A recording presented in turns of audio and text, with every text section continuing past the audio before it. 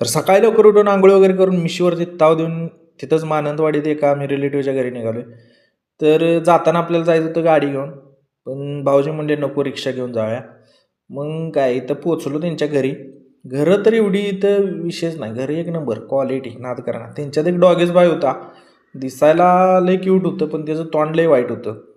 ते तोंड त्याचं असं समोरून नीट बघितलं का असं डेंजर दिसत होतं. तोपर्यंत इकडे नाश्ते तयार झाले. इकडं केरळात नाश्त्याला चिकन बिकन असते. तर त्यांनी सकाळी केलं तर चिकन आणि नेरडोसं, मस्तपैकी चिकन आणि नेरडोसं ताव मारला. एवढं क्वालिटी चालतं का नाही बोलायचं काम नाही. नाद खोळा एवढं खाल्लं, पोट भरून खाल्लं मस्तपैकी. तिकडं खाऊन वगैरे झालं आणि बाहेर गेलो. बाहेरून बघतोय तर काही नारळ बघा, जवळजवळ मला वाटते 2-2.5 फुटच वरती गेले तर याला नारळ लागलेत. आमच्या गावाकडे आम्ही 2-3 वर्ष झालं लावून, तर त्याला काही नारळ लागणं झालेत. ती 4 फूट उचललं नाही अजून, पाणी घालून घालून वैतागली. फुलं बिलं बघा कशी एक नंबर, नादखोळा फुलांचं झाड आहे. परत एकदा त्याच्यासोबत खेळलो. एवढं भारी होतं दिसायला की बोलायचं काम नाही. तिकडून परत आम्ही पायी यात्रा चालू केली. परत कसं तर रिक्षा भेटला, परत रिक्षाने आलो. आणि आम्ही गाडी काढली नाही तर विषय कसा आहे, तिथं आतमध्ये रस्तं लय बारीक होतं. परत रूमवरती आलो. आता म्हटलं कुणीकडे जायचं ना, आराम जरा करूया मस्त. परत दुपारी जेवायला जाऊया.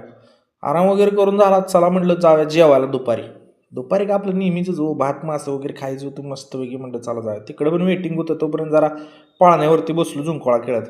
येता मासा बघा, मासा वगैरे खाल्ला मस्तपैकी. आज आम्ही जाणार आहे कोल्हापूरला निघणार आहे, तर थोडंसं जाता जाता म्हटलं सामान वगैरे घेऊन जाऊया.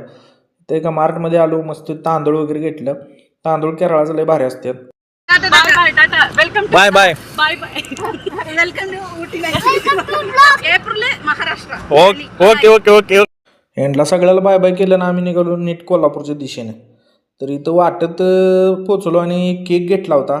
चला दीदी म्हणते टेस्ट करून बघूया, कारण की ती कोल्हापूरपर्यंत जाऊस तोपर्यंत खराब होणार होता. एवढा टेस्ट भारी होता की बोलायचं का मग. एवढा डबा जवळजवळ 1000 रुपयाचा होता. चला म्हटलं 1000 रुपये मानाने एक नंबर. तिकडून इकडे आलो तर हसनमध्ये पोचलो होतो. हसनमध्ये जवळजवळ 11:30-12 वाजलेलं, हॉटेल सगळी बंद झाली. चला म्हटलं एग राईस खाव्या. एग राईस वगैरे खाल्ला. एग राईस 30ला हाफ आणि 50ला फुल. त्याच्या आईला आमच्या इकडं पाणीपुरीचं रेट जवळजवळ 40 रुपयाला आणि 50 रुपयाला चालू केलं. इकडं बघा विषय नाही, एग राईस हाफ घेतला का पोट गच्च होती, बोलायचं काम नाही. ती राहिलं तुम्हाला इकडलं सांगायचं राहिलं. 7 तारखेपर्यंत पोचलो, मस्तपैकी चहा बिस्किट खाल्लं. तिकडून कोल्हापूरमध्ये येतोय तोपर्यंत काय उजडलं होतं. तर बघा डायरेक्ट एंट्री मारली इकडे कोल्हापूरच्या दिशेनं आणि काय पोचलो की कोल्हापूरमध्ये विषय नाही. आता म्हटलं रात्रभर गाडी चालवल्या. भाऊजीला म्हटलं घर राहिले आपलं 1.5 किलोमीटर, आता तुम्ही चालवा गाडी. आता म्हटलं जातो मी घरी.